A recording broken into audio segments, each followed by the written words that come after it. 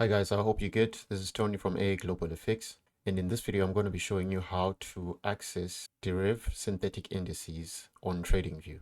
I know a lot of people have always been asking how to do this, and I'll show you how. You just go to your browser and then you go to your search bar at the top there. You type in tradingview.deriv.com. You say enter, and then there you have it. You have your synthetic indice chart here. You've got your V25 index here. What you can do is come here, and when you're here, you can just delete that, and then you go to derived. In derived, you find each and every indice available here. Okay, so what you can do is just click on it, and it will give you the charts so that you can trade. The limit here is 24 hours. You can go out all the way up to 1 minute. Don't forget to comment, like, and subscribe. This is Tony from AA Global FX, and I'll see you later.